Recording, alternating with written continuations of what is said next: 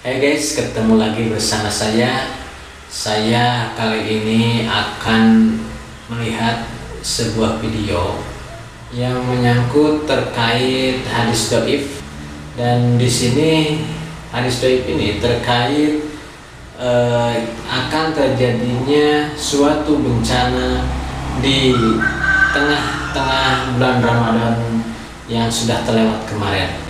Di sini saya akan menyaksikan penjelasan dan paparan dari Ustadz Dr. Syarif Riza Basalamah, MA. Oke guys, kita saksikan bersama.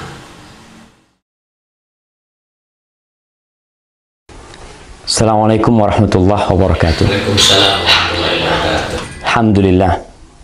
Wassalatu wassalamu ala rasulillah. Amma ba'd. Akhi ukhti rahimakallah. Mendengarkan sebuah cerita yang aneh, menyeramkan, terkadang disenangi oleh sebagian orang. Tapi bagaimana kalau ternyata cerita yang disampaikan adalah bohong dan dusta? Maka kita tidak akan suka dengan pelakunya. Lalu bagaimana pula kalau ternyata cerita tersebut disandarkan kepada Nabi alaihi salatu wassalam, padahal Nabi tidak pernah mengucapkannya? Kalau di negeri kita sekarang pemerintah sedang memerangi hoax, dusta, maka para ulama umat Islam sejak dahulu kala memerangi dusta atas nama Nabi alaihi salatu wassalam. Tadi pagi ana mendapatkan kiriman sebuah video pendek yang menceritakan tentang bakal terjadi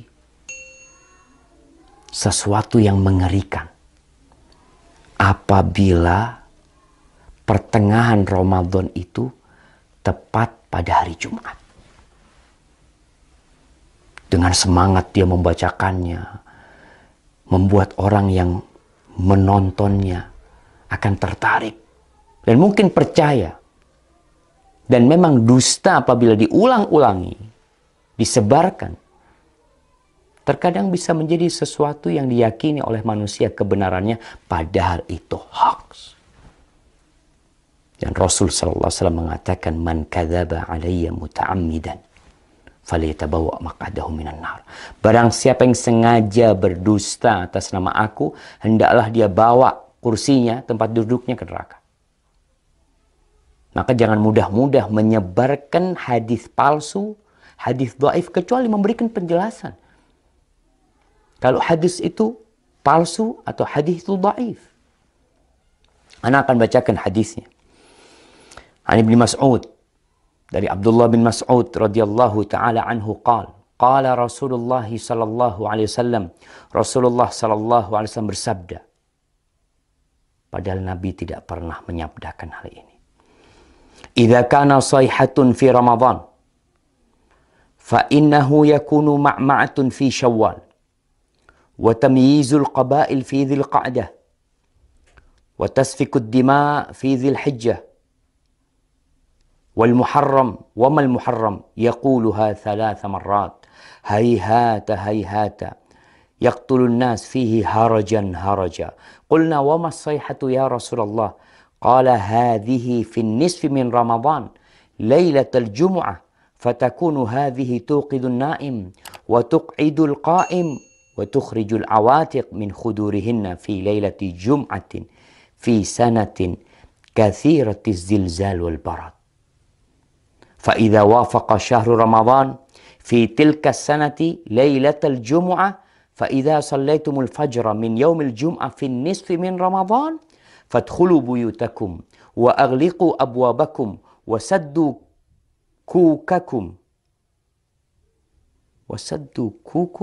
ودثروا أنفسكم وسدوا آذانكم فإذا أحسستم بالصيحة فخروا لله سجدا وقال سبحان القدوس ربنا القدوس فإن من فعل ذلك نجا ومن لم يفعل هلك. Jamaah rahimakumullah. Ramadan tahun ini. Tanggal 15 Ramadan insya Allah hari Jumat. Ini yang menyebabkan penyebar hadis ini. Karena hadis ini seakan-akan akan berlaku tahun ini.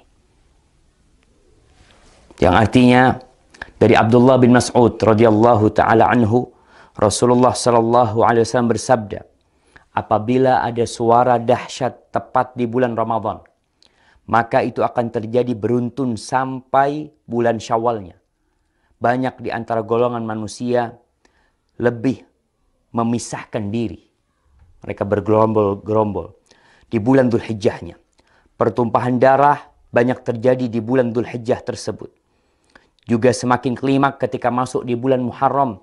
Rasulullah sallallahu alaihi wasallam menyebutkan hal itu 3 kali. Apa yang harus kami lakukan di bulan Muharram? Para sahabat bertanya, sayang.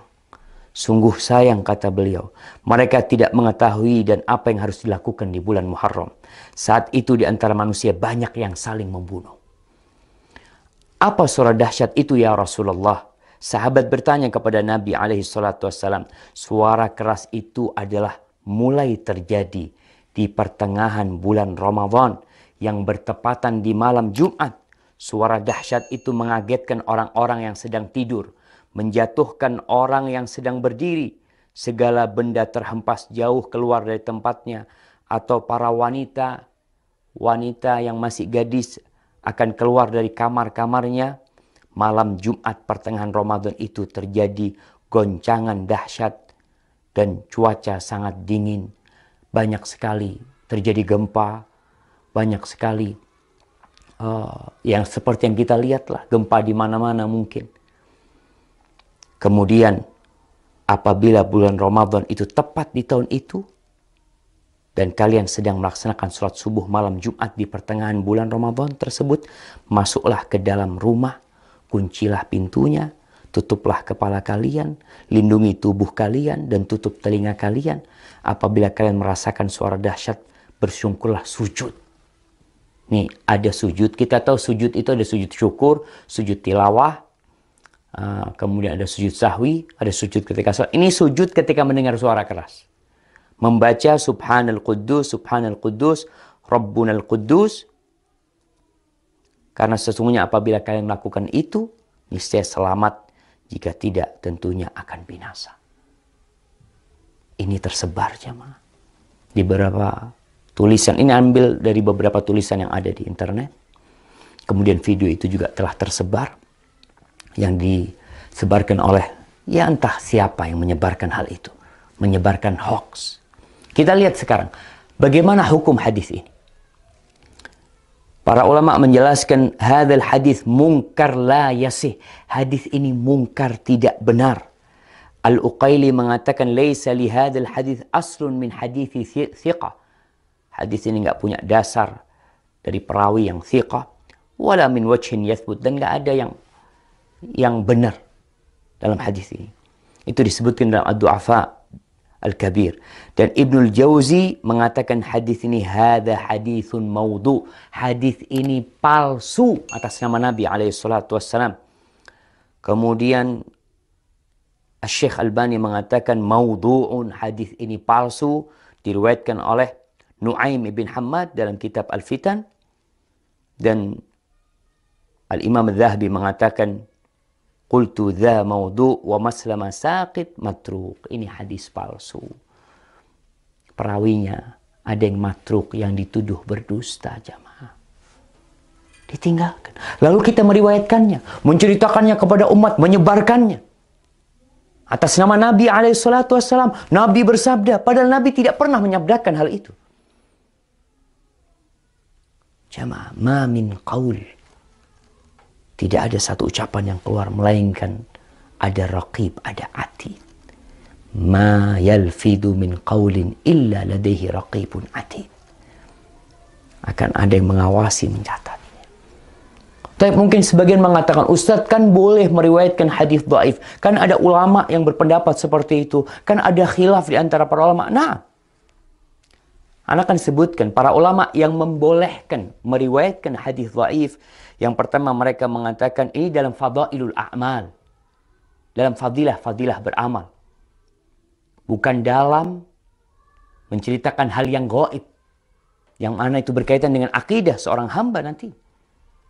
Boleh mengamalkan hadis-hadis dhaif dalam fadailul a'mal dengan catatan 3. Yang pertama, hadisnya tidak terlalu dhaif. Kalau yang tadi palsu. Yang kedua, hadis ini masuk dalam kaidah umum sebenarnya. Yang ketiga, tidak boleh meyakini ketika mengamalkan bahwa itu dari Nabi SAW. Hanya orang ini hati-hati mengamalkannya. Maka hadis palsu, hadis yang dhaif sekali tidak boleh. Kalau antum mau menyampaikan sebuah hadis yang dhaif, sampaikan kalau ini dhaif, kalau ini palsu agar orang faham dan mereka tidak tertipu dengan apa yang kita sampaikan. Barakallahu fikum. Nah itulah guys, pembahasan terkait hadis dhaif atau disebut juga dengan hadis yang munkar. Semoga pembahasan ini bermanfaat. Oke guys, terima kasih.